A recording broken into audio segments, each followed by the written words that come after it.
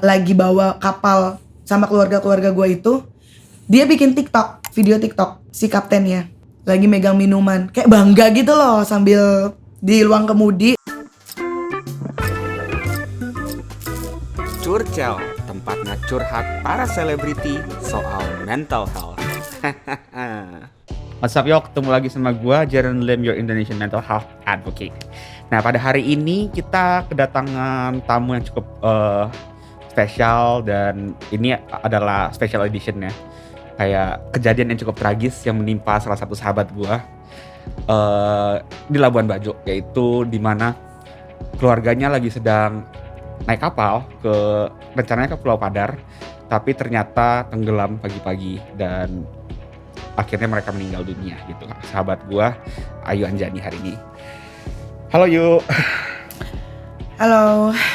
Pertama-tama gua mau mengucapkan dulu innalillahi wa inna ilaihi rajiun. Semoga almarhumah husnul khotimah, al-fatihah ya. Amin. Dan gue percaya sih kayak orang yang meninggal tenggelam tuh mati syahid. Jadi pahalanya, amalnya akan diterima sama Allah. Amin. Ya gue juga udah baca-baca itu sih. Gitu. Sebelumnya juga gue mau ngejelasin sedikit beberapa berita yang simpang siur ya. Seperti yang tadi juga lu pas opening bilang perjalanan ke Padar terus tenggelam, sebenarnya enggak. Enggak jadi ke Padar. Posisinya lagi parkir. Muring ya. Lagi muring kan? Ya, lagi parkir. Persisnya sih gue cuman denger dari adik-adik gue aja yang selamat, sama dari bokap gue juga. Jadi detail yang benar-benar kejadiannya sampai akhirnya bisa tuh kapal miring juga gue cuman tarik kesimpulan aja dari cerita-cerita mereka. Kan gue denger dari temen gue di Labuan Bajo, ada yang nelfon gue kemarin, katanya kesaksian dari si kapten itu kejadian jam 1 pagi. Logikanya, kalau kejadian jam 1 pagi, kok bisa tim SAR datang jam 8 pagi? Bener gak? Iya dong. Make sense. Yeah. Karena kan dia bilang katanya tamu masih pada tidur. Sebenarnya enggak juga. Yang ngebangunin kapten itu bokap gua. Gitu, yang bangunin kapten itu bokap gua. Jadi bukan berarti dibilang mereka udah bangun seakan-akan tuh mereka udah bangun terus ngeliat tamu tuh masih pada tidur. Enggak. Adek gue tuh posisi dalam kamar mandi loh terjebaknya. Berarti ya udah bangun dong. Masa iya dia tidur di kamar mandi? Right. Iya kan? Jadi tolonglah gak usah terlalu banyak ngarang masalah ini gitu. Maksud gue gue nih lagi berusaha untuk mewaraskan pikiran gue. Susah banget loh. Setiap kali gue diem itu langsung kebayang-bayang gimana mereka terjebak. Itu gue langsung ngebayangin ke arah situ. Gimana mereka ngerasa kok kayak gak ada yang nyelamatin. Gue langsung ngebayangin ke arah situ. Bahkan gue kadang suka bengong sendiri. Gue aja sampai gak berasa lapar, capek aja gak berasa. Cuma tiba-tiba suara gue udah mau habis lah, atau tiba-tiba asam lambung gue naik lah gitu. Jadi gue benar-benar berusaha untuk gimana caranya supaya gue nggak sampai depresi berat, sampai pingsan-pingsan. Gue gak sampai kayak gitu tuh. Gue lagi berusaha ke fase itu gitu. Bahkan gue berusaha untuk ketemu sama beberapa temen gue supaya bisa ngedistract gue lah. Meskipun susah banget, bener-bener susah banget loh, asli. Sampai sekarang aja gue masih kayak ngerasa kayak masih mimpi aja. Bener-bener sampai sekarang pun gitu. Malah gue masih kayak WhatsApp ke nomor adik gue, nomor nyokap gue, gitu, kayak masih nanya lagi ngapain kayak gitu tuh. Gue tuh jujur gue takut gila loh, jujur. Apalagi gue udah gak ketemu 2 tahun. Terus tiba-tiba ketemu. Memang sih sempat ketemu beberapa kali, tapi kan paling juga beberapa jam aja gitu loh. Menurut gue tuh kayak masih sebentar aja gitu. Belum ada kepuasan lah. Apalagi gue sayang banget sama adik gue yang paling kecil tuh. Gue sayang banget. Jadi apa yang dijelaskan sama pihak kru kapal sebelum gue nyampe sana, dan gue denger dari teman-teman gue yang laporan ke gue selama gue di sini, itu akan gue patahin semuanya. di depan muka mereka kalau perlu. Gue paham sih, apalagi ini baru fresh banget. Ini baru tiga hari ya? Enggak, 5 hari. Hari kelima. 5 hari, sorry. Baru 5 hari, dan gue paham itu pasti lu akan masih merasakan sedih dan mungkin masih merasakan ini nggak real semuanya. So gue rasa itu valid banget sih kesedihan lu dan lu ngerasa stres yang tinggi saat ini. And I think you are doing the right thing though, lu mendistraksi diri sendiri, which is I think it will help a lot gitu. Ya soalnya gue tuh ngerasa ada beberapa komen sama DM yang masuk kan. Sebenarnya gue nggak mau baca, cuman kan kadang suka kebaca tuh gitu, apalagi komen ya. Yang kok bisa sih gitu, kalau udah posting status lah, udah pegang handphone. Kalau gue mungkin kalau jadi kehilangan gitu, maksudnya kehilangan keluarga, apalagi orang tua ya. Mungkin HP udah nggak tahu kemana kali, mungkin gue udah stres, udah kayak orang bengong apalah segala macam. Gini, posisi gue anak tertua, ya kan? Gue anak tertua, bokap gue lebih stres pasti dari gue kan. Lu bayangin aja, istrinya, anaknya, gak ada. Pada saat di depan matanya sendiri loh. Jadi adik-adik gue juga udah pasti, ya kan? Mereka juga terpukul. Apalagi adik gue, Tio kan, pasti akan lebih terpukul lagi. Nah, pada saat itu gue masih kayak antara percaya nggak percaya. Gue tuh ngambang tuh. Gue juga dibantu sama laki gue kan untuk urusin perpindahan jenazah ibu sama adik gue. Jadi dan itu tuh kan nggak mungkin tiba-tiba tring jadi sendiri kan, otomatis gue harus kontak kanan kiri gitu loh. Cari tahu regulasinya apa aja, karena ini pertama kali dalam hidup gue ngirim jenazah, apalagi saudara sendiri cuy. Ibu sendiri apalagi bahkan. Ibu sendiri dan adik gue sendiri gitu loh. Sebelumnya mana pernah gue kayak begini. Jadi gue gak ada pengalaman. Makanya alhamdulillah banyak banget yang bantu gue di Labuan Bajo untuk mindahin dan bawa mereka gitu kan balik ke Jakarta. Jadi benar-benar gue ngurus semuanya tuh sendiri. Adik-adik gue tuh masih kayak ngurus dirinya masing-masing dulu, evakuasi tamu, kayak evakuasi sendiri, terus udah gitu ke rumah sakit. Gue yang nelponin juga, ambulans, siapin ini itu segala macam kayak gitu loh. Itu sih sebenarnya. Jadi orang-orang nggak ada yang tahu gimana posisi gue gitu. Mereka mungkin stres sampai nggak pegang handphone, ya karena semuanya udah yang ngurusin. Gue nggak ada, gue ngurusin sendiri semua. Jadi lu bisa bayangin kan gimana rasanya gitu. Dan juga menurut gua dengan lu pegang HP, dengan lu bisa tersenyum, bukan berarti lu sedihnya less than people yang gak bisa. Itu hanya berarti lu mungkin memiliki toleransi yang berbeda dari orang tersebut. Kayak misalnya kemarin juga ada nih yang DM gua, "Kak, temennya hilang di LA," maksudnya Marsyanda nih, "kok masih bisa-bisanya bakar sate?" Lah emang gua gak boleh makan. Lalu gua harus 24 jam ngurusin teman gue Marsyanda, kan enggak juga gitu loh. Maksudnya menurut gue kadang-kadang orang itu mengeneralisasi dan membuat ibaratnya membuat sebuah aturan sendiri. Kalau misalnya ada orang yang meninggal, orang keluarga meninggal, maka orang tersebut harus sedih, dan kalau sedih itu berarti harus nggak boleh pegang HP, berarti nggak boleh makan, berarti nggak boleh senyum. Sedangkan itu kan sebenarnya adalah standar yang mereka bikin sendiri gitu loh. Ada kan orang-orang yang maksudnya sedih juga bisa senyum. Ada orang-orang juga yang bahkan lagi bahagia tapi tetap cemberut. Ada teman-teman gue yang lagi seneng ketawa tetap mukanya poker face gitu. Jadi maksud gue kalau bisa buat netizen janganlah kita judge the book by its cover gitu sih. Oke, tadi kan sebenarnya gue pengen klarifikasi nih. Tadi di awal lu bilang kan sebenarnya banyak media tuh yang sebenarnya simpang siur beritanya, bahkan ada beberapa pihak yang berwajib gitu tuh justru memutarbalikkan fakta gitu kan. Kayak dibikin-bikin lah ibaratnya, di improve gitu ceritanya. Didramatisir, digiring opini ya gitu. Nah, gue pengen klarifikasi. Jadi sebenarnya awalnya itu gimana kan? Awalnya itu setahu gue nih yang gue baca dari media adalah lu lagi di Jakarta, sedangkan adik lu ini lagi mau trial sailing gitu ya? Bukan trial sailing. Sailingnya tuh itu tuh kapal udah beberapa kali sailing. Oke, terus Gitu. gimana? Jadi dia tuh ngerenov kapal kan. Ngerenov kapal tuh kalau nggak salah ada 2 kalau nggak salah ya. Itu aku juga gue juga sebenarnya belum pernah ngelihat kapalnya dia gitu loh, karena memang pada saat itu nggak pernah ketemu aja. Karena kapalnya juga sering jalan, kapal gue juga sering jalan, dan gue juga kan nggak pernah kemana-mana kalau misalnya di Labuan Bajo kecuali beraktivitas sendiri gitu loh. Terus dan gue juga nggak tahu ABK-nya seperti apa.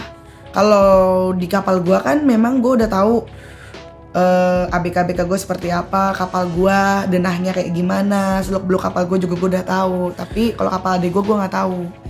Banyak yang nanya kan, kenapa nggak pakai kapal gue aja? Ya memang planningnya tuh rencananya begitu, setelah pakai kapal adik gue, pakai kapal gue. Fair dong, nggak mungkin lah.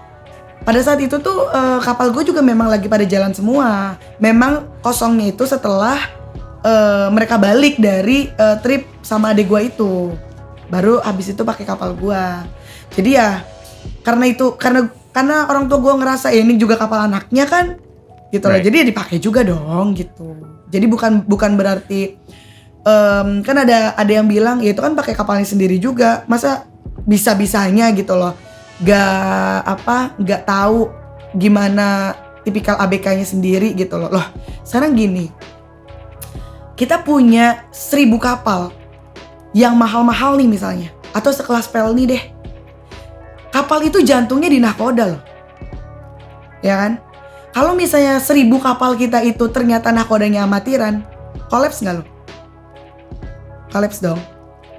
Gak mungkin gue bikin kapal gue yang bawa, bener nggak?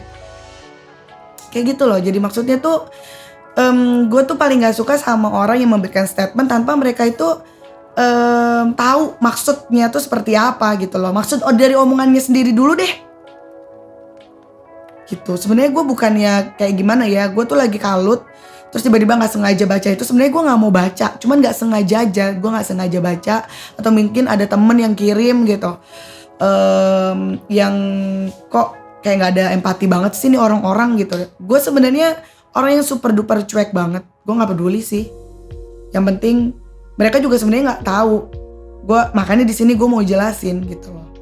Bukan berarti gue ngerti nih musibah. Makanya kenapa gue jujur ya, gue udah ikhlasin. Tapi sama Tuhan gue udah ikhlasin segala takdir. Takdir hidup mati jodoh rezeki itu udah ada yang ngatur, ya kan? Daun jatuh aja itu udah takdir loh. Itu daun jatuh. Kita lagi jalan tiba-tiba kesandung aja itu juga udah takdir. Tapi kita itu ada hal yang seperti ini nih. Lu nyalain kompor, lu lupa matiin kompor nih, sampai rumah lu kebakaran. Itu memang udah takdir. Tapi takdirnya karena apa? Kelalaian. Betul nggak? Nah, yang dimaksud gua, kenapa akhirnya gua mau mengkasuskan hal ini adalah ini posisi kapal nih berhenti loh, bukan lagi sailing. Beda kalau lagi sailing ya, berangin goyang-goyang terus udah gitu mungkin tamu posisi lagi nggak di tengah. Soalnya kalau misalnya lagi sailing terus udah gitu angin lagi kencang, itu posisi tamu tuh semua harus di tengah. Tidak boleh ada yang di atas, tidak boleh ada yang di bawah. Dan kalau bisa mereka semua udah pakai life jacket. Kalau lagi sailing dan kapal goyang. Kalau lagi jalan lah maksud gue. Kenapa? Karena kalau misalnya tamu ada di atas berarti kan beban berat dong. Kapal bisa miring. Terus kalau tamu ada di basement atau lagi ada di lower deck, kalau kapal miring amit-amit nih, air bisa masuk. Otomatis menuhin lower deck dulu. Makanya kenapa tamu harus posisi di tengah dan posisi siaga gitu loh. Jadi amit-amit jadi kemiringan dan masuk air, mereka udah langsung siap berenang gitu. Kayak gitu. Itu yang harusnya dikasih tahu sama siapa? Kapten dan guide. Ya karena memang cuma mereka yang ada di situ. Masa iya ownernya ngasih tahu, ikut juga terus ngasih tahu setiap kali trip kan gak lucu dong. Gitu. Ya buat apa gue nge-hire ABK kalau misalnya ujung-ujungnya owner-ownernya juga yang ngasih tahu gitu loh, paham kan? Kita memberikan SOP-nya dijalankan dong. Kayak gitu loh. Nah, terus kalau misalnya posisi kapal berhenti, ya. Untuk gua pribadi, kalau misalnya ke kru gua tuh selalu himbau ke mereka, kalian harus bangun lebih cepat daripada tamu, ya. Apalagi ini hari kedua trip. Hari kedua trip itu biasanya memang semua rute itu adalah ke Padar. Rata-rata rute ke Padar itu tuh memang trekkingnya tuh sunrise, jadi pagi dong. Sebelum jam 5 seharusnya memang sudah ada di Padar kalau cuaca baik. Pada saat itu si kapten bilang cuaca buruk, angin kencang, oke. But kapal gue lolos semua. Kapal gue jalan 3 apa 4 gitu, semuanya lolos, semuanya ke Padar. Semua kapal kecuali dia. Sama ada satu kapal temen gue, tapi gue nggak tahu kronologinya gimana, kenapa kapal temen gue ada di situ. Tapi itu juga beruntung sih, kayak udah dikasih tahu atau dikasih kesempatan buat ikut bantu untuk evakuasi. Karena jujur ya, kalau nggak ada kapal temen gue itu kru-krunya diam aja tidak berusaha untuk membantu mengevakuasi menggunakan skoci yang ada di kapal yang lagi karam itu. Padahal skocinya yang ngapung. Gue nggak ngerti posisinya mereka. Kalau kata adik gue sih, mereka tuh menyelamatkan diri sendiri sama barang-barang doang. Gila nggak lo? Adik gue berenang sendiri nyelamatin anaknya yang masih kekurung di kabin tengah. Sebelum diselamatin, mereka kan masih kekurung tuh di tengah. Itu tuh dia kalau nggak salah air tuh tinggal sejengkal kepala lah bisa dibilang. Berarti lu bisa bayangin kan, di bawah tuh udah full banget dong berarti. Di tengah aja air udah sejengkal kepala. Terus dia ngeliat guide-nya lewat gitu loh di jendela, di atas. Ibaratnya kapal udah miring soalnya kan. Adik gue tuh udah teriak-teriak minta tolong, paling at least lo pecahin lah gitu kaca. Lo bantu tendang kayak apa kayak gitu. Enggak loh, diem aja. Gue nggak tahu ya antara dia shock atau gimana. Cuman sampai sekarang pun tidak ada permintaan maaf. Bela sungkawa aja nggak ada. Bahkan waktu itu adek gue di rumah gue aja, kan gue suruh ngumpul tuh semua keluarga gue di rumah gue. Terus dia lewat di rumah gue atau ngelewatin adek gue, cuman ngomong halo. Menurut lo kalau di posisi gue dengan kondisi mereka yang ada di sana tidak melakukan apa-apa, terus tahu kalau misalnya nyokap lo, adek lo meninggal karena kelalaian mereka, dan mereka seperti itu aja, seperti kayak biasa aja, menurut lu wajar nggak kalau gue emosi? Ya, of course, emosi lah pasti. Ya kan? Dan itu yang bikin gue sampai sekarang aja nggak bisa cukup tidur, makan pun kayak nggak bisa nelen, sumpah. Lu bisa tanya deh adik-adik gue, lu bisa tanya teman-teman gue deh. Tapi gue tetap menghidrasi badan gue, karena gue juga ya ibaratnya gini loh, gue juga nggak mau sampai kelihatan kalau gue lebih parah dan lebih terpukul daripada adik-adik gue, karena adik-adik gue kan yang ada di sana semua. Gue aja sampai sekarang masih nggak bisa bayangin loh gimana rasanya. Jadi mereka tuh udah terpukul gitu banget. Iya, mereka tuh udah terpukul banget nih. Jadi gue yang harus kuatin mereka juga gitu, meskipun gue juga sakit. Jadi kalian tuh nggak ada yang tahu gimana rasanya. Itu tuh susah banget. Walaupun ada yang bilang, gue ngerti gimana perasaan lu kak. Gue ngerti, soalnya gue pernah kehilangan juga. Beda banget. Kenapa gue bilang beda? Walaupun mereka pernah ngerasain apa yang gue rasain. Kenapa gue bilang beda? Pertama, nyokap sama adik gue meninggalnya mendadak. Ya, gue nggak ada firasat apapun, nggak disangka-sangka lagi. Bahkan sebelumnya itu sempat ngobrol, bahkan mau kemana aja tuh sempat ngebahas gitu loh. Nggak ada tuh kayak ngasih pesan-pesan terakhir gitu tuh nggak ada. Terus kedua, meninggalnya itu terjebak karena kelalaian. Kapal itu miring perlahan loh. Nggak mungkin kena angin terus langsung miring, itu kapal macam apa? Anginnya angin topan, angin puting beliung gitu. Kalau misal separah itu anginnya, amit-amit nih, nggak bakal ada kapal yang berlayar. Ya dong? Ya. Gitu loh. Syah Bandar mengizinkan berlayar sampai clean and clear, berarti aman. Tapi memang dihimbau sama Syah Bandar bahwa cuaca itu sedang kurang kondusif. Tapi kalau kaptennya bisa menghandle, bisa kayak apa sih, bisa bawa dengan baik dan tahu kondisi di sana, ya udah lanjut kayak gitu loh. Kalau nggak bisa juga pasti kapten putar balik kok. Gak mungkin juga mereka mencelakakan. Nah di sini itu posisinya, dan gue pasti percaya dong sama keluarga gue, apalagi dengan kondisi yang seperti ini ya. Di sini tuh posisinya itu kapten sama kru-krunya tidur sampai jam 5:30 pagi loh, lu bayangin. Right. Gue coba tarik garis mungkin kronologinya dari awal gitu ya. Karena gue juga sempat baca kapten itu tertidur sampai pagi itu karena mereka mabok. Is it true? Sebenarnya jujur ya, kalau di sana nih orang-orang tuh biasa minum-minum. Gue nggak tahu mabok atau enggak ya. Biasa orang-orang sana tuh, tiap ada acara atau tiap ada, yang gue tahu ya tiap ada acara doang, atau yang gue tahu memang malam-malam di kapal gitu. Tapi biasanya kalau di gua H-2 dan kapten itu nggak ikut minum. Biasanya memang tamu suka menawarkan. Biasanya loh ya. Nah posisi kan gue nggak tahu nih. Yang gue tahu tuh mereka kata adek gue minum, dan memang ada video pada hari H-1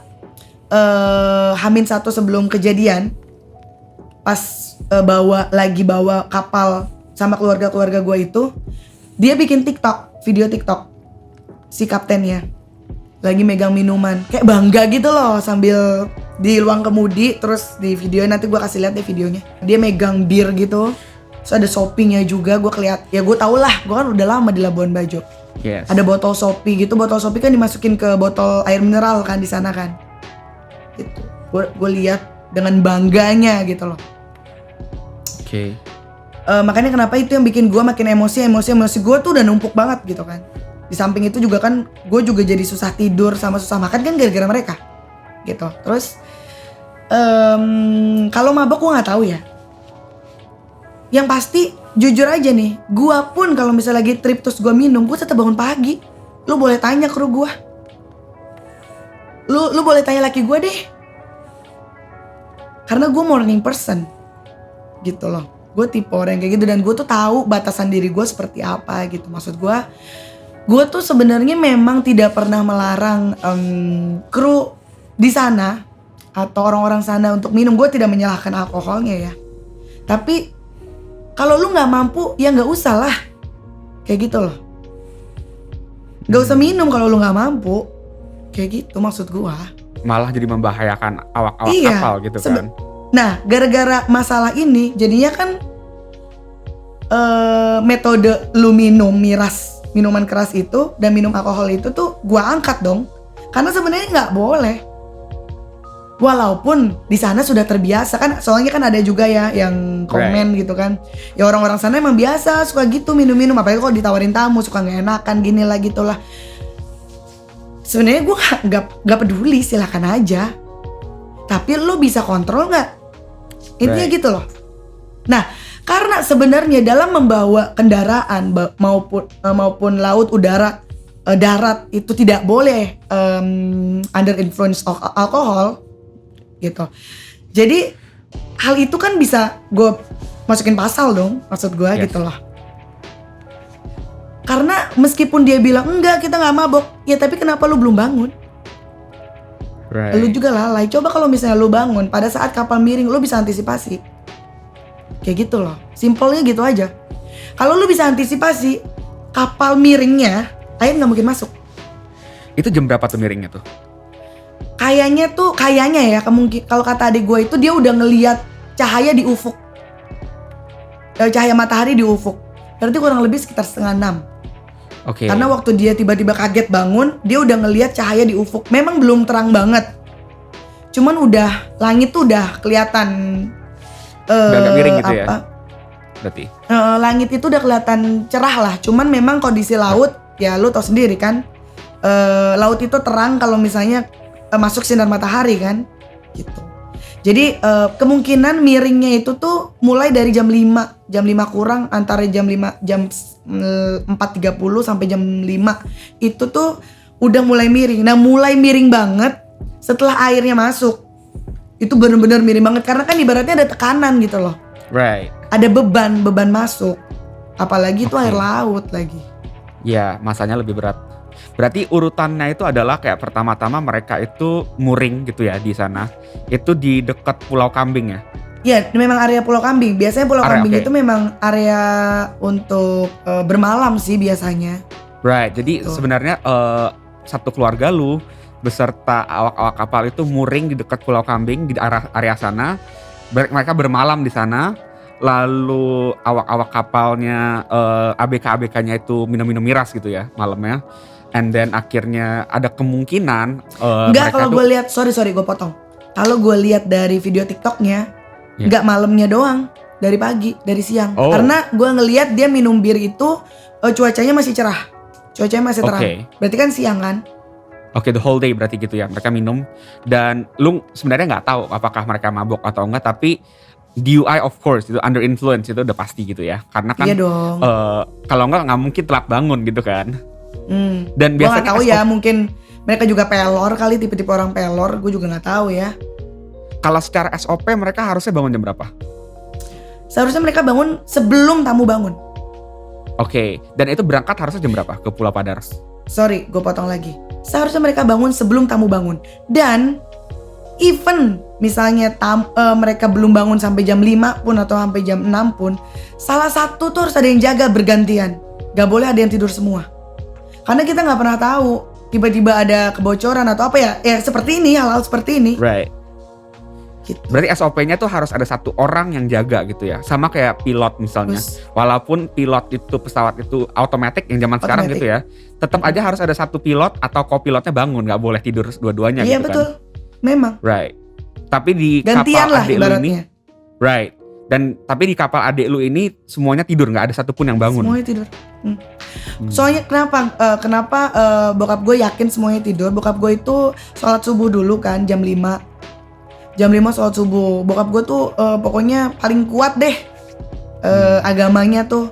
Jadi sholat subuh dulu jam 5. Terus udah gitu dia ngelihat di ruang kemudi gak ada siapa-siapa. Dia turun ke bawah. Itu posisi memang kapal sudah miring kata bokap gue. Tapi tapi dipikirnya tuh kayak miring-miring karena angin aja gitu loh.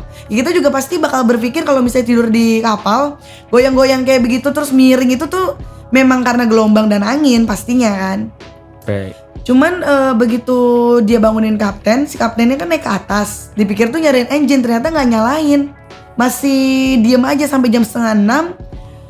Kaptennya tuh keluar, matanya masih merah. Berarti kan dia cuma pindah tidur.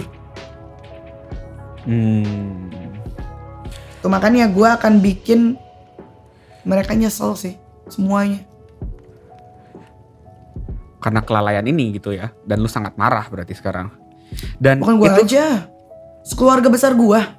Keluarga Right. besar gue yang gak cuman adik gue sama bokap gue. Keluarga besar gue bahkan yang di beberapa kota lainnya lah. right. Tuh. Make sense sih, karena ini udah menyangkut nyawa dan lu pantas marah kok. Itu valid buat lu marah dan keluarga-keluarga besar lu.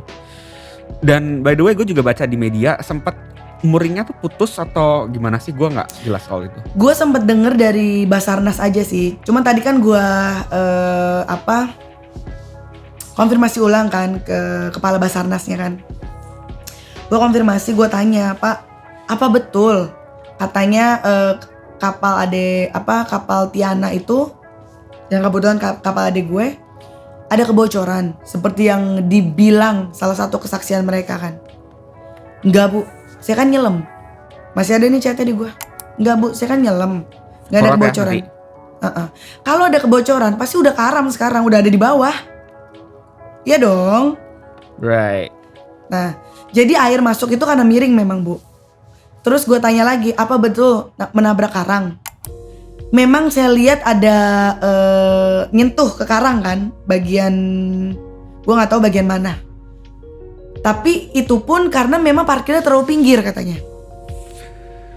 Gitu. Terus tidak ada kerusakan bodi. Jadi kayaknya menabraknya itu karena miring. Terus bukan karena memang nabrak karang gitu, terus udah gitu jadi bocor, enggak. Gitu sih sebenarnya. Oke. Ya ibaratnya gini deh, yang seperti yang tadi contoh yang gue kasih tahu ke lu. lupa matiin kompor, jadi rumah Right. kebakaran. Yang disalahin yang lupa matiin kan pasti. Right, Gara-gara of rumah course. kebakaran itu, yang di dalam rumah jadi ada korban jiwa gitu loh. Simple kan sebenarnya. Karena kelalaian kan. Yeah, that makes sense. Tapi lucunya, kok masih bisa membela diri gitu loh mereka. Padahal sebenarnya udah jelas-jelas mereka stupid gitu loh. Aduh, gue pengen banget ngomong kasar, tapi udah gue Itu membuat lu marah banget. Karena Parah. kelalaian mereka itu merenggut nyawa gitu. Oke. ini merenggut nyawanya, masalahnya nyokap sama adek gue loh. Right. Dan seperti yang lu Orang bilang kan, lain.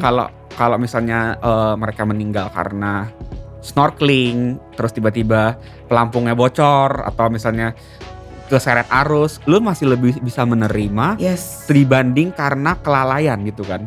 Iya dong, jadi gini loh. Gue udah sempet ngomong juga kan beberapa kali di media. Kalau misalnya gue waktu itu emang sempet berpikir nyokap gue nggak ada. Waktu adek gue kasih tahu karena dia jantung waktu naik Padar. Gue pikir gitu karena pada saat itu tuh seharusnya mereka di Padar. Kan gue ngeliat jam dong, gitu. Tapi begitu adek gue bilang tenggelam, terus adek gue yang kecil itu belum ketemu, gue langsung shock banget di situ. Begitu gue tahu posisi Pulau Kambing, makin shock lagi gue. Gitu berarti kan mereka nggak jalan. Kecuali posisinya di perairan Padar gitu kan. Kalau perairan Padar gue akuin sih memang di sana harusnya muter kan dia. Bukan gelombang ya, dia harusnya muter. Jadi Kayak washing amit-amit machine-nya? nih. Iya. Narik ke bawah dia. Jadi Oke. amit-amit misalnya Down current. iya misalnya ada jatuh nih, gue udah kayak mikir adek gue hilang itu pasti ke bawah arus, udah kayak mikir gitu. Bahkan waktu evakuasi adek gue, katanya di cabin gak ketemu, kata Basarnas ya, kata tim Basarnas gak ketemu. Mereka berpikir kalau adek gue itu ke bawah arus udah keluar gitu. Lucunya itu kan lorong, di bawah lorong-lorong baru kamar. Cara keluarnya tuh gimana? Bisa ke bawah arus tuh. Nah, jadi bokap gue tuh nyuruh cari lagi. Ternyata pas penyelaman kedua atau keberapa gue nggak tahu. Ada di dalam kamar mandi, di dalam toilet, terjebak di situ. Itu pun katanya buka kamar mandinya susah karena tekanan air kan. Ya. Jadi yang gue nggak habis pikir, kok dia bisa mereka bisa ngambil kesimpulan bahwa adek gue udah keluar terus ke bawah arus gitu loh. Berarti mereka nggak ngecek semua part dong di bawah. Right. Terus yang gue nggak habis pikir, jarak dari KP3 jarak dari KP3 ke Sebentar, lokasi KP3 TKP. itu apa? KP3 itu tempat mangkalnya lah, bisa dibilang tempat ininya Oke. Basarnas. Perahunya ya di situ, diparkirinnya gitu. Oke. Jarak dari situ ke TKP itu 20 menit. Taruhlah mempersiapkan barang apa segala macam ya. Untuk sekelas tim penyelamat ya, tim Basarnas, seharusnya paling lama tuh 1 jam, bukan 2,5 jam. Gitu loh. Bahkan hampir 3 jam kali. Nyokap gue dievakuasinya sama salah satu awak kapal temen gue. Right. Itu Kapal pun sebelah dia, kan? ya, itu pun dia nafas pakai kompresor ban angin, bukan kompresor diving loh. Oh. Kompresor ban angin berarti isinya full nitrogen loh. Dia kan dimarahin sama Basarnas bisa mati juga. Yes, dalam hati Iya. gue ya, lu juga telat datang mau gimana? Nggak ada pilihan. Narkosis bisa kan gitu. Narkosis terus di bawah Iya. terus dia jadi nggak menyadarkan diri, dia bisa meninggal Iya. juga. Iya. Tapi justru kapal Makanya sebelah gue yang apresiasi rela, banget. Iya, right? bayangin deh. Yang rela untuk Bayangin. meresikokan dirinya Iya, kena narkosis ataupun the band buat nyelamatin gitu ya. Tapi justru Bayangin. awak kapal lu sendiri, awak kapalnya dia sendiri nggak berani gitu ya. bayangin gue apresiasi banget. Makanya nanti pas balik ke Bajo gue mau ketemuin gitu. Iya. Gue mau ketemuin, gue mau jadiin dia saksi juga. Gue denger sih katanya sebelumnya pernah dikontak ke radio di kapal Tiana kan, sama kapal temen gue ini. Dikontak berkali-kali karena kapal ini udah mulai goyang-goyang, maju mundur, miring-miring gitu kan. Tapi katanya gak ada respon. Ya memang karena si kaptennya yang gak di ruang navigasi, dia tidurnya di bawah. Dan yang gue gak habis pikir, ada salah satu ABK ruang mesin, dia ngaku depan bokap gue dan depan polisi pada saat itu, pada saat kejadian. Dia bilang katanya dia tidur di ruang mesin, di mana ruang mesin itu satu ruangan dengan cabin room nyokap dan adik gue. Kenapa gak nyelamatin mereka? Gitu loh. Terus ditanya sama bokap gue, kok gak nyelamatin istri dan anak saya? Tuh ABK diem aja sambil nunduk. Terus masih bisa-bisanya mereka membela diri. Coba kalau posisinya dibalik deh. Kalau sampai ada yang ngomong kasihan keluarga-keluarganya ABK. Ya gue jujur aja gue kasihan sih sama keluarganya ABK. Karena kok punya suami gak berotak gitu loh. Mendingan jadi tukang pungut sampah di pantai aja. Ngapain harus jadi nakoda sama kru kapal. Gue gak mau. Gue kenapa seperti ini? Karena gue sama staff gue sendiri aja, kalau udah marah tuh kayak gimana mereka tuh tahu banget loh. Gue marahin pada saat gue ikut open trip aja. Gue marahin guide gue sama ABK gue yang masih tidur aja kayak gimana. Mereka tuh tahu banget. Kalau lu nggak suka gue keluarin. Serius, gue tuh sampai sesaklek itu loh sama staff gue. Lo nggak suka gue ganti. Semua orang yang gak suka dengan SOP yang gue kasih, gue ganti. Kalau gak kayak begitu, lu berarti gak nunjukin who's the boss. Jadinya mereka ngelunjak semuanya. Oke. Sama kayak kru-kru ini nih pada ngelunjak semuanya. Kemarin gue sempet terima DM nih dari salah satu, gak tau lah haters atau apa. Dia bilang, ya nggak bisa disalahin ABK-nya juga dong, kan mereka punya insting survival, mereka pasti mau menyelamatkan diri mereka sendiri dulu, pasti nggak kepikiran orang lain. Cuma menurut gue yang namanya awak kapal itu kan sebenarnya mereka salah satu tanggung jawabnya adalah the safety of the passenger. Misalnya kayak kita di pesawat sekalipun, pramugari itu walaupun kalau ada kecelakaan apapun pasti mereka memprioritaskan para passenger. Jadi gini maksud gue, kalau mereka sudah memilih pekerjaan ini, berarti mereka juga sudah tahu resikonya dan mereka berarti sudah berkomitmen atau bernazar atas resiko-resiko dan tanggung jawab apa yang mereka akan hadapi. Misalnya pramugari, saat mereka memilih jadi pramugari, mereka udah tahu resikonya kalau ada kecelakaan pesawat, mereka tahu resikonya mereka adalah jadi orang terakhir yang akan menyelamatkan diri mereka dan mereka akan memprioritaskan passenger-passengernya gitu. Jadi respon gue adalah kalau memang lu tidak punya drive atau lu tidak punya tanggung jawab untuk menyelamatkan awak kapal, maka ya seharusnya dari awal aja lu gak memilih pekerjaan ini karena resikonya kan lu tahu. Kapal karam itu salah satu resiko terbesar sebagai orang yang bekerja di kapal gitu kan. Kalau tanggapan lu gimana? Dan apalagi nih kapal karamnya juga gara-gara dia sendiri. Gara-gara mereka sendiri. Gara-gara kebodohan dan kelalaian mereka sendiri. Kok masih bisa-bisanya gitu loh mereka membela diri. Dari segi mana? Gitu loh. Sampai ada yang mau ikut hampir semua di Labuan Bajo ini lagi rame. Lagi rame karena bilang katanya gue lebay banget. Gitu loh, ini kan musibah. Ya gue tahu ini musibah. Tapi musibah yang terjadi karena kelalaian. Balik lagi seperti yang contoh yang tadi gue kasih tahu. Apa perlu gue kasih contoh lainnya? Kayak gitu loh maksudnya. Jadi ya udah deh gini aja contoh lainnya kalau misalnya memang otak mereka nggak pada nyampe ya. Misalnya kita mau perjalanan jauh, mudik deh. Kadang kalau mudik kan kita cek-cek semua dong, rem, ban diganti, botak atau enggak. Tapi kalau misalnya kita main gas aja, kita nggak ngecek rem ternyata belum, atau misalnya kita nggak ganti ban karena ternyata udah botak, ternyata dia pecah ban terus tiba-tiba jadi membuat kemudi oleng, itu salah siapa? Salah mobilnya gitu. Memang musibah juga, gue tahu.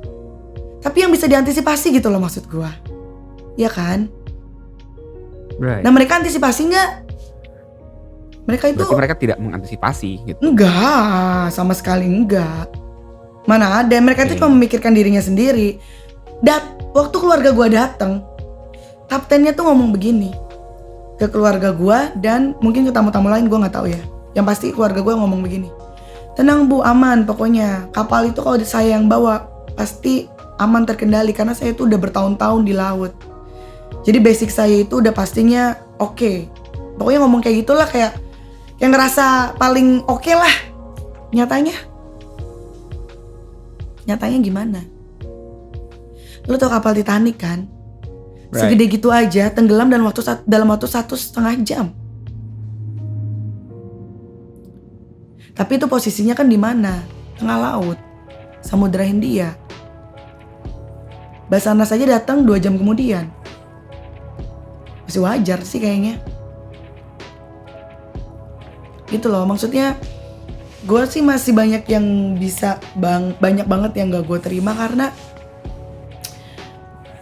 banyak banget kejanggalan-kejanggalan. Satu, kedua, itu tuh daerah yang udah gue kuasain banget gitu ya, yang gue cintain banget, daerah yang mana gue bertahun-tahun di sana, jadi gue tuh tahu banget kayak gimana kalau misalnya setiap ada accident, pelayanan dan regulasi keselamatan di sana gimana tuh gue udah tahu banget. Selama ini gue tutup mata, tutup telinga, tutup mulut, tau nggak? Jadi kayak apa ya? Gue super terpukul banget. Gue ngerasa bersalah. Gue sampai nangis banget.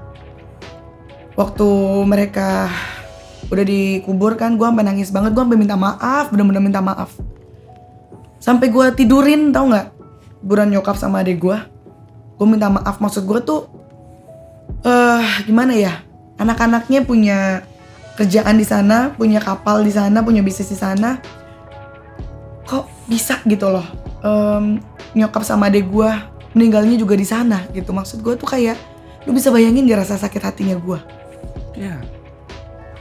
Masih bisa-bisanya gue disalahin, dianggap kalau misalnya ini musibah sementara, mereka masih bisa tidur dan makan enak. Gue aja bengong dikit langsung kayak ngerasa bersalah banget.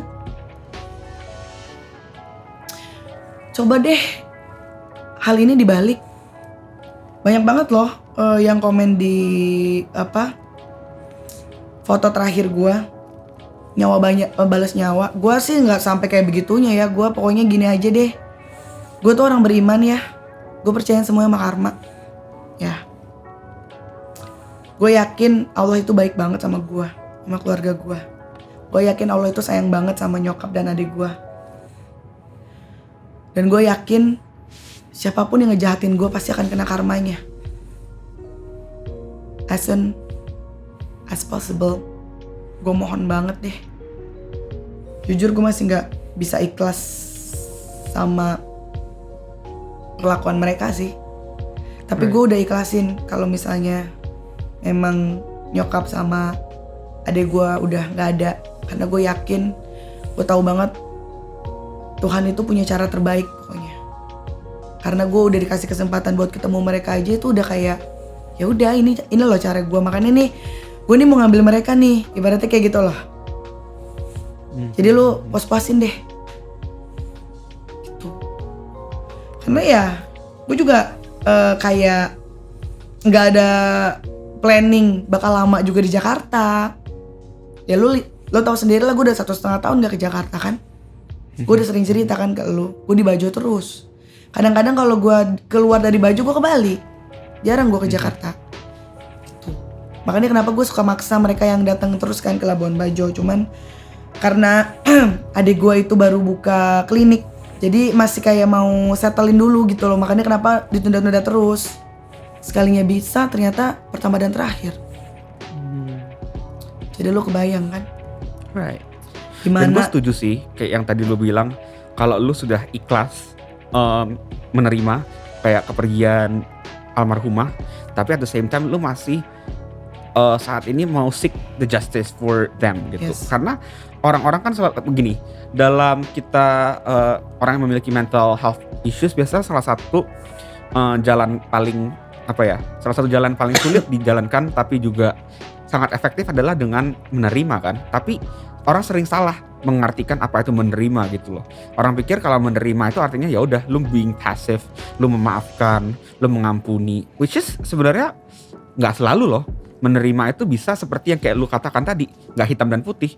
Lu mengikhlaskan kepergian nyokap dan adik lu, tapi at the same time saat ini lu tetap seek the justice for them dengan cara lu mengkasuskan ini, dan kalau lu merasa lu ibaratnya lu punya perasaan guilty feeling atau helplessness, itu bisa dibantu dengan cara lu mengkasuskan ini. Menurut gue tuh nggak ada yang salah kok, dan menurut gue valid aja perasaan lu gitu.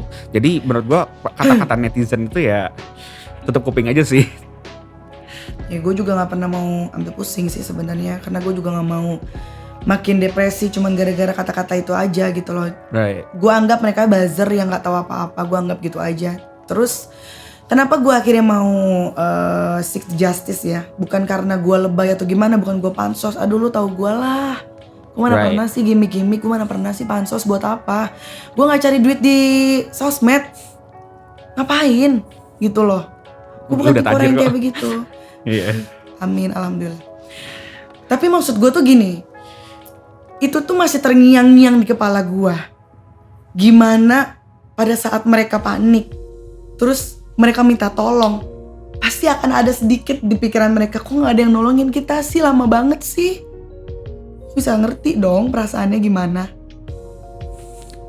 Gue aja, anak adik-adik gue aja ngerasa bersalah banget, mereka gak bisa nyelamatin cuy. Bahkan waktu adik gue udah masuk aja ditahan loh. Bokap gue udah coba masuk, nafasnya gak kuat. Adik gue juga, karena mereka perokok. Adik gue yang cowok, adik gue yang cewek tuh sebenarnya udah di pintu masuk, udah di tangga gitu, tapi keburu ditarik lagi. Sebenarnya bisa aja kalau misalnya ada gue di sana, mungkin gue bisa. Gue nggak tahu ya keadaan di sana, kalau dalam keadaan panik gimana gue nggak tahu. Tapi kalau misalnya, kan gue juga udah belajar diving dan free dive udah sering banget kan, jadi gue tahu gimana bisa ngontrol kepanikan gue. Ya lo ada lisensinya bahkan kan, license-nya. Ya, gitu loh. Jadi basic kayak begitu tuh gue udah kuasain gitu. Apalagi kan pada saat itu tuh di Pulau Kambing pagi kan, air lagi surut, belum pasang, dan tidak ada arus. Jadi lebih gampang, pastinya gampang banget itu. Apalagi tinggal masuk aja, masuk terus waktu awak kapal dari kapal sebelah, kapal temen gue itu evakuasi nyokap gue aja, itu dia baru masuk lorong, udah kelihatan katanya kaki nyokap gue. Gitu loh maksud gue, lu bisa bayangin kan gimana. Ya Allah, coba kalau misalnya, soalnya gini loh, pada saat kejadian waktu kapal miring dan air masuk ya, gue nggak tahu air udah masuk seberapa banyak di bawah. Itu di sebelah kamar nyokap gue itu ada salah satu tamu juga yang yang berhasil selamat. Dia lari dan dia nangis banget, dia benar-benar nangis banget. Dia ngerasa bersalah banget karena waktu dia menyelamatkan dirinya sendiri, waktu dia keluar sendiri, itu walaupun dengan susah payah, tapi dia udah denger suara nyokap gue minta tolong, tapi dia nggak bisa ngapa-ngapain. Ya gue nggak bisa salahin karena dia tamu. Dia nggak punya basicnya kan. Yes, I know. Gue nggak bisa salahin, walaupun sebenarnya gue ada rasa kekecewaan dan dia juga nangis terus, dia minta maaf. Katanya gue juga ngerti. Gue mau gimana? Yang gue salahin tetap ABK lah, semua kru kapal dan guide. Berarti sebenarnya kejadiannya itu setelah kapal miring, airnya tuh langsung masuk cepet, terus ABK itu langsung keluar lari sendiri menyelamatkan barang-barang dan diri sendiri. Dan termasuk adik lu yang ada yang dokter kan ya, adik lu itu ya, itu nggak diizinkan masuk lagi dan langsung dievakuasi gitu ke Pulau Kambing. Karena evakuasinya itu pakai skocinya temen gua langsung ke kapal temennya. Maksudnya langsung ke kapal Andalusia itu. Oh, oke. Di Andalusia dulu loh ya, karena itu kan skoci cuma satu, otomatis harus bolak-balik dong, nggak mungkin langsung dibawa ke darat gitu loh maksudnya. Jadi mau nggak mau harus di kapal situ dulu. Dibawa ke darat itu pas nyokap gue udah dievakuasi. Gitu. Katanya adek gue belum ketemu. Gila sih, gue masih kayak ngebayangin lagi. Gue nggak habis pikir mereka tuh kayak nggak ada rasa gimana ya. Gue nih kalau misalnya bawa tamu trip ya, terus tamu hanyut aja nih, padahal dia pakai life jacket, misalnya lagi snorkeling terus ada tamu hanyut, Karena kan arus kan kita nggak bisa ngelihat ya. Itu gue berenang sendiri tanpa life jacket buat nyelamatin loh. Rasa takut gue mereka kenapa-napa aja gue, lu boleh tanya deh, gue nanti up beberapa statement mantan-mantan tamu gue. Gimana gue ngejaga mereka banget. Gimana gue wanti-wanti sama ABK-ABK gue. Cuman memang karena gue belum baca-bacain aja satu-satu, gue belum up semua. Gue akan up kok. Bukan buzzer, tenang aja. Kalian juga bisa kok langsung DM mereka. Gitu loh. Jadi gue tuh bener-bener pertama kali yang gue selalu kasih tahu sama staff-staff gue, keselamatan dan kenyamanan tamu itu nomor 1. Biar kita aja yang sakit, biar kita aja yang susah. Gue juga bisa kok kasih video ke lu waktu kapal gue yang yang namanya Lexi kebakar bagian atapnya. Itu juga di Pulau Kambing loh pas kebakarnya. Gue dapat video kiriman dari kapal sebelah yang kebetulan kapalnya temen gue juga. Rata-rata teman-teman gue sih kalau di sana. Dari kapal sebelah itu mereka naik turun tangga, mereka bahkan turun tangganya tuh loncat loh. Padahal lumayan tinggi itu. Saking mereka cepet-cepet ambil apar kan. Kan posisi kan paling atas, jadi kan nggak kelihatan loh pokoknya. Yang tahu ada api itu tuh kapal sebelah yang ngasih tahu. Api gitu. Itu baru satu genset yang kebakar. Cuman yang namanya gensetnya itu baru nyalain terus konslet dan terbakar masih dalam kondisi full bensinnya, solarnya.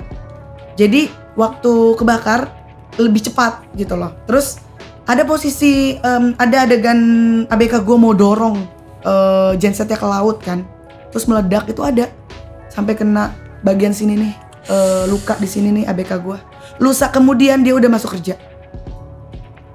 Apa dia ada rasa menyesal? Enggak. Apa gue ada nuntut mereka karena kelalaian mereka? Karena gara-gara ini gue jadi rugi. Tamu-tamu jadi banyak yang kecewa karena terbakar walaupun itu musibah ya. Apa gue ada memenjarakan atau mengkasuskan staff-staff ABK gue di sana? Enggak ada. Jadi bukan berarti gue lebay. Kalau gue orangnya lebay, otomatis gue pecatin aja sekalian itu yang di kapal-kapal Lexi karena mereka teledor. Bisa gue bilang teledor, walaupun itu musibah ya. Karena kenapa nggak secepatnya ditanganin? Kenapa nggak ngelihat apinya udah nyebar? Padahal sebelumnya itu nggak, pasti masih asap dulu belum api, gitu loh. Kasarnya tuh seperti itu. Gue nggak ada marahin mereka. Dan mereka selama 1 minggu dipanggil terus loh ke kantor polisi dan ke Syah Bandar. Makanya gue kaget. Gue dengar katanya nih kru-kru masih berkeliaran, masih bisa tidur enak, makan enak. Orang ketemu keluarga gue aja cuman say hello kok. Satu doang yang dateng, itu pun ngucapin bela sungkawa cuman 1. Gue nggak tahu siapa dari krunya kapal Tiana. Tapi tidak ada rasa minta maaf, rasa penyesalan tuh nggak ada. Kayak minta maaf, menyesal karena tidak bisa menyelamatkan semua penumpang. Kayak gitu tuh nggak ada istilah omongan-omongan seperti itu. Kayak gitu loh. Etikanya kan seharusnya gue nggak minta juga, tapi walaupun lo minta maaf juga nggak bisa balikin nyawa keluarga gue sih. Jadi percuma. Buat apa? Telat. Guanya juga cuma udah murka banget. Lu merasa at least minta maaf lah gitu ya sebagai as a human being gitu. Ya. Jadi katanya gue dengar waktu tim SAR datang, dia itu datang sama nakes. Gue gak tahu ada berapa. Pokoknya katanya pakai baju-baju nakes gitu, terus pakai APD juga. Gue nggak ngerti deh. Kata adik gue ya, berdasarkan pengakuan adik gue. Tapi katanya nggak bawa apa-apa. Katanya loh ya. Dan begitu tahu masih ada yang belum ketemu, baru dia balik lagi dong ngambil alat selam. Jadi di kapal itu, kapal tim SAR itu nggak ada alat selamnya? Nggak ada. Sebenarnya jujur ya, gue di sini tuh kecewa banget sih. Tapi gue udah tahu modelannya kayak begitu memang. Karena waktu kapal Lexi pun kebakaran, itu yang pertama kali datang adalah tim gua sendiri. Sebelum tim SAR. Yang matiin api tim gua sendiri sama teman-teman yang ada di sekitar situ. bukan tim SAR. Tapi gue nggak ngerti kenapa berita yang beredar itu mereka yang evakuasi dan memadamkan. Nah waktu itu gue nggak mau masalahin, ya udahlah. Tapi maksud gue kayaknya kalau gue selalu tutup mata, tutup telinga, tutup mulut, kok kayaknya makin jadi konten gitu loh. Makin tidak diperbaiki tapi kontennya makin bagus gitu kan. Tanpa memberitahukan yang sejujur-jujurnya seperti apa gitu kan. Gue sih sebenarnya agak kecewanya di situ. Gue gak mau menyalahkan 100% kan ya sebenarnya. Tapi alangkah baiknya untuk Labuan Bajo yang dengan tajuk kota wisata super premium, apalagi per 1 Agustus akan naik kan harga tiket 3,7 ya? Yes, 3.750.000 per pax per tahun. Wajib lagi. Dan itu udah all in. Jadi udah kayak snorkeling, masuk TNK, Taman Nasional Komodo tuh udah kayak snorkeling, trekking, sama masuk ke untuk ngeliat komodonya itu. Itu udah all in lah pokoknya. Yang gue tahu itu ya. Kalau sekarang 250 kan? Untuk WNI 200, untuk WNA 500 sampai 600. Berarti bisa kebayang tuh hampir 10 kali lipat ya. Lebih dan bahkan 250.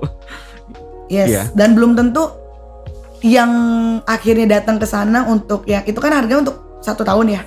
Belum tentu setahun mereka akan datang lagi dalam waktu berdekatan atau mungkin setahun 2-3 kali, belum tentu ya maksudnya. Logikanya kan kalau sekarang per Agustus 3,7 sekarang 250, berarti mereka tuh perlu sekitar 11-12 kali datang tiap dalam setahun untuk bisa menutup cover itu kan. Sedangkan kalau lu nggak kerja di Labuan Bajo ataupun memang lu tinggal dekat Labuan Bajo, siapa yang bakal ke Labuan Bajo sampai 11 kali setahun atau 15 kali gitu kan. Jadi makanya tetap lebih mahal. Iya, makanya gue aja ke Raja Ampat yang bayar masuk ke Raja Ampat 500.000 per tahun, itu gue baru sekali loh kesana. Belum pernah kesana lagi dan udah habis. Karena terakhir gue ke Raja Ampat tuh 2018. Berarti kan udah habis kalau sekarang. Jadi kalau gue kesana lagi gue mesti bayar lagi. Kayak gitu.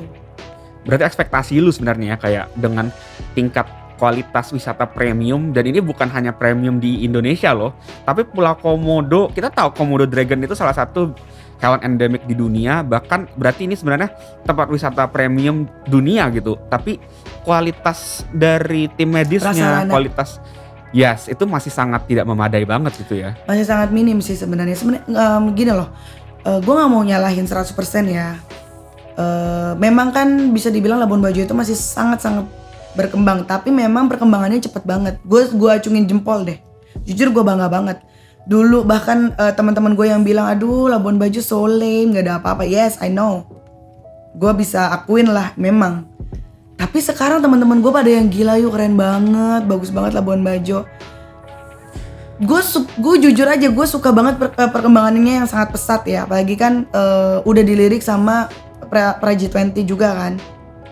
Dan ada beberapa schedule yang akan beberapa negara akan didatengin oleh beberapa negara di Labuan Bajo tersebut gitu. Cuman yang sangat gue sayangkan adalah regulasi keamanan penyelamatan gitu.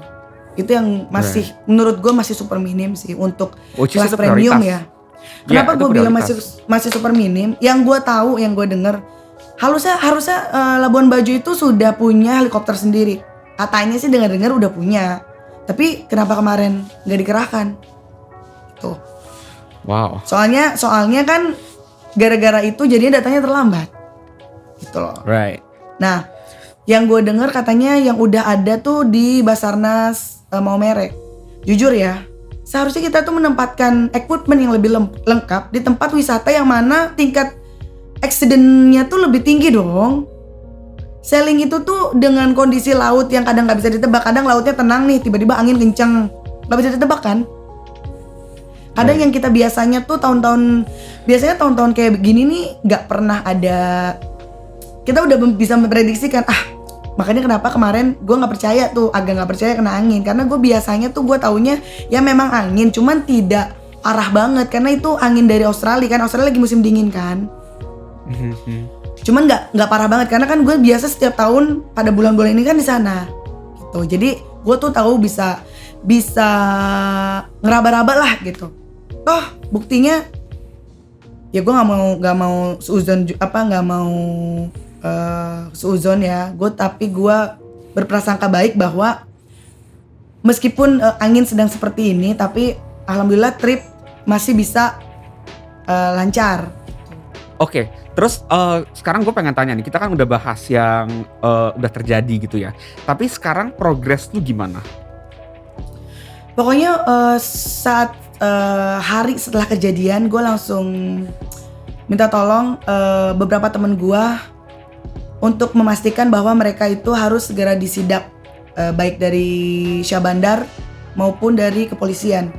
Jadi kan gue sempet ada yang kirim ke gue tuh, ngapain sih ngurusin pakai cerita-cerita yang kronologi, bukannya langsung diurusin sama ke kantor polisi, diurus sama kepolisian gitu.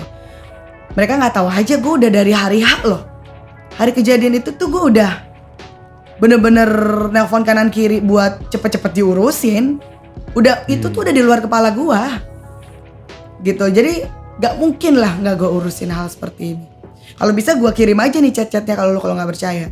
Ya nggak mungkin lah gue, nggak mungkin gue percakapan gue sharing di story ngapain gitu loh. Kayaknya gue harus laporan banget sih sama netizen budiman gitu kan. Maksud gue tuh kayak ya ngapain gitu.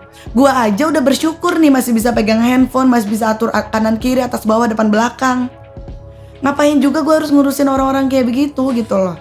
Teman-teman gue aja jarang ada yang masih ada yang belum gue balesin. Gitu. Oh iya, BTW OTT nih, off the topic. Lu kok pakai masker sih? Oh iya anjir. Jadi gue sebenarnya tuh gue dalam minggu ini gue nggak rencana syuting karena gue positif, tapi bukan COVID sih, gue tes flu A. Anjing lu. Gue pikir hamil. Influenza A, iya. Nah tapi gue nggak mau nular si Ucup. Si Ucup nih kan dia, jadi sebenarnya gue nggak pengen dia datang ke rumah gue juga, cuma karena ini kan menurut gue cukup urgent kan, jadi gue suruh dia datang, tapi kita berdua pakai masker. Oke, lu ada mau nanya apa nggak yang mau gue jawab atau apapun? Oke, satu dong sebelum close. Sebelum closing, ya. Gue mau tahu dong. Gue sempet baca-baca nih. Apalagi kan sebelumnya juga lu sempet bahas ya. Gue juga kan ngikutin artikel-artikel lu ya di Digital Mental Coach. Lu selain jadi health activist, lu tuh NREMT ya? Iya. Maksudnya lu tahu. Oke, lu tahu SOP penyelamatan apalah segala macam gitu. Right. NREMT itu Nationally Registered Emergency Medical Technician. Gue berlisensi, gue boleh praktek dan gue jadi kalau pas gue tulis di story itu gue nggak bisa dibilang sotoy gitu. Karena emang bener-bener gue punya lisensi dan sertifikasi untuk praktik gitu ya. Dan kalau kita sebagai EMT sekalipun, mau EMT, mau paramedik sekalipun, mau nurse, kita tuh nggak boleh declare seseorang meninggal. Yang boleh declare seorang meninggal, pronounced death namanya istilahnya, itu hanya dokter. EMT ataupun orang selain dokter cuma boleh declare death atas 5 kondisi. Kondisi pertama adalah destruction of organ. Kalau kita lihat dengan mata kepala kita sendiri, otak, jantung atau paru-paru udah hancur. Itu boleh. Kita boleh, dia orang udah meninggal. Yang kedua, decapitation. Kepala udah copot dari badan. Itu udah pasti meninggal. Jadi kita orang yang non dokter boleh declare. Ketiga, incineration. Incineration itu kebakar. Jadi kalau orang itu udah kebakar, udah jadi abu, udah hitam semua, itu lu boleh declare death. Yang keempat, rigor mortis. Rigor mortis itu kalau badannya udah kaku, lu tarik itu udah nggak bisa gerak gitu, terus udah kayak stiff gitu, itu boleh declare death juga.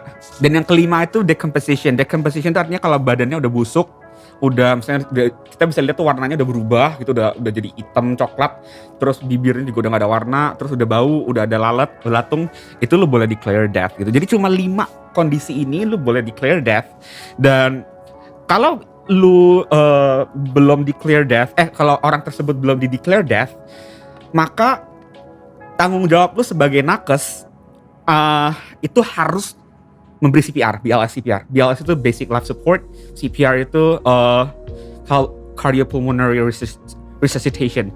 Jadi itu simple loh, maksudnya semua kalangan tim medis apapun, dari yang paling advance, mau dokter spesialis apapun, sampai ke yang paling rendah, nurse assistant gitu misalnya, itu mereka pasti bisa kok CPR. Itu bahkan diver aja Gue juga kita, bisa right? diajarin. Dan yes, dan seorang yang ini aturan dari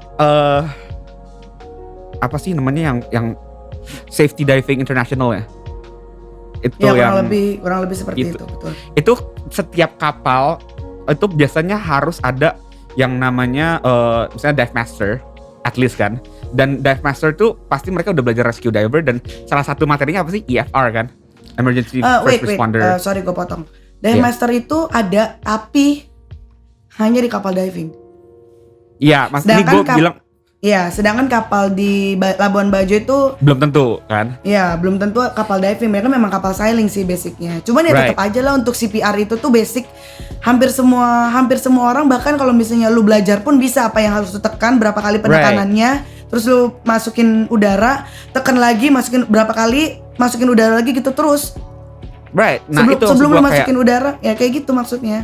Maksud gue kayak kalau kapal diving ada dive master, kalau kapal sailing ini tadi gue pakai contoh kapal diving. Kalau kapal sailing kan ada kapten kan, kapten itu juga harus bisa gitu loh. Jadi right. Dan yang gue juga sayangkan adalah mereka sama sekali nggak kasih CPR. Yang kedua juga mereka 2 jam baru nyampe, sedangkan yang namanya peralatan itu seharusnya sudah ready. Kayak misalnya kalau kita di ambulans itu ya, kayak gue misalnya gue lagi on shift gitu di ambulans. Gue lagi makan sekalipun gitu ya, makan terus tiba-tiba pager gue bunyi tit black coat di mana, gue tinggalin tuh makan, udah gue langsung naik ke ambulans. Dan ambulansnya itu sebelum gue berangkat ya tiap pagi itu harus recheck semua, ada listnya tek terus cek expiration date masih bagus atau enggak, kalau misalnya udah expired tapi ada harus ganti. Terus ada dalam scene itu pun ada batas waktunya, dalam 10 menit lu udah harus kelar gitu loh.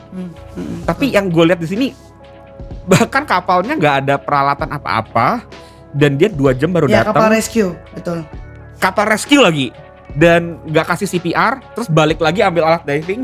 I think there's too many things that went wrong di sini gitu. Itu sih jadi pendapat gue sebagai EMT. Itu juga gitu. Kemarin gue dengar dari adik gue yang ngasih CPR itu adik gue semua. Pertama adik gue yang cowok, kedua adik gue yang cewek. Jadi katanya waktu sama adik gue yang cowok masih keluar air, nyokap gue tuh masih lemes, bener-bener masih lemes karena kan nggak lama dievakuasinya. Berarti masih hidup ya? Gue nggak tahu, tapi katanya pupilnya udah membesar. Cuman kan gue nanya sama lu, kalau misalnya pupil membesar itu belum tentu juga, masih bisa lu paksa, lu coba segala cara gitu kan, lu bilang kan. Kayak di situ gue ya gimana dong? Gue aja nggak tahu, gue aja baru tahu gitu loh. Right.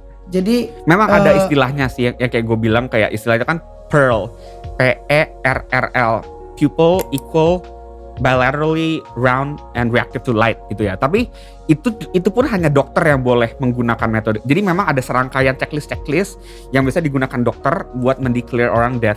Tapi PERL ini bukan scope kita, orang yang bukan dokter, buat menilai. Jadi walaupun kita lihat misalnya, oh dia udah nggak reactive to light nih, lu tahu nggak sih dokter biasa pakai sinar tek gitu di mata. Betul. Walaupun dia udah nggak reaktif, kalau misalnya lu bukan dokter, lu nggak boleh mengasumsikan dia udah meninggal. Lu tetap harus kasih CPR gitu loh. Jadi kalau misalnya tim SAR mengatakan itu sebagai excuse, nggak bisa gitu. Lu nggak boleh declare death kok kalau bukan dokter. Nah ini nggak ada. Terus kayak gitu kan gue nanya ke rumah sakit, surat laboratoriumnya ada apa enggak, katanya nggak ada. Berarti nggak dicek organ-organ apa segala macam gitu. Jadi benar-benar kayak cuman langsung disuntik formalin kayak gitu kalau nggak salah. Wow. Karena kan mau di packing kan. Kalau istilahnya right. jangan packing ya. Emang ya apa dong jadinya maksudnya gue? Istilahnya. Iya bener ya. Yeah. Ya gitulah pokoknya. Jadi katanya harus cepatnya memang disuntik formalin kalau yang gue denger, supaya gak membusuk gitu loh, gak rotten lah. Ya gitu sih paling. Tuh gue gak mau nginget-nginget lagi deh. Oke, kalau gitu sumpah gue sangat-sangat terpukul sih sama masalah ini. Sekali lagi gue berharap keluarga yang ditinggalkan mendapat ketabahan. Gue percaya Allah itu pasti kasih hikmah dari segala sesuatu yang terjadi. Dan gue berharap terutama bokap lu juga yang udah tua gitu ya, udah berumur.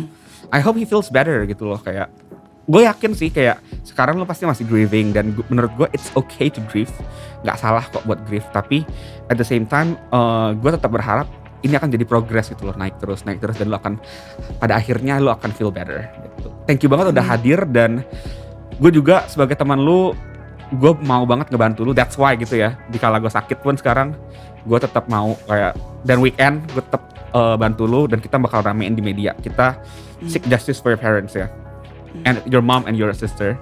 Thanks Jer, love you. Of course, love you too. Curcel, tempatnya curhat para selebriti soal mental health.